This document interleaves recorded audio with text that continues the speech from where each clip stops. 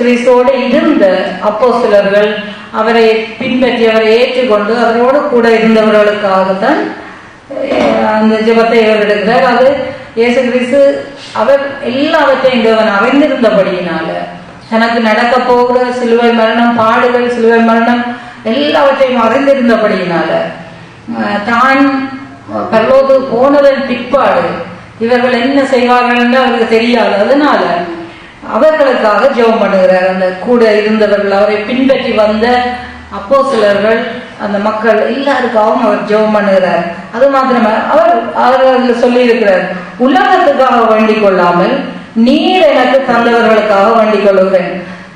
அதனால இப்ப நாங்களும் சபையில நாங்கள் உலகத்துக்காக நாங்கள் வேண்டிக் கொள்கிறோம், அவருடைய ரட்சிப்புக்காக ஜெபிக்கிறது அதெல்லாம் அவருடைய கடமை. நாங்கள் கட்டாயம் நாங்கள் உலகத்துக்காக வேண்டிக் கொள்ள வேண்டும். ஆனாலும் எங்களுக்கு தந்தவர்கள் அந்த சபைக்குள்ள யாரெல்லாம் வந்திருக்கிறார்களோ அவர்களுக்காக எல்லாம் நீங்க இந்த சபைக்கு வர ஒவ்வொருவரும், ஊழியக்காரர் மாத்திரமல்ல, ஊழியம் செய்கிறவர்கள், பாஸ்டர் மாத்திரமல்ல, எல்லாரும் நாங்க ஜெபிக்க வேணும். ஆண்டவரே நீர் எங்களை சபைக்கு தந்தவர்களுக்காக நன்றி என்று சொல்லி எல்லாருக்காக ஜெபிக்க வேண்டியது உங்களுடைய கடமை. நீர் எனக்கு தந்தவர்களுக்காக வேண்டிக் கொள்ளுகிறேன் என்று இயேசு கிறிஸ்து சொல்லி ஜெபிச்சிருக்கிறார்.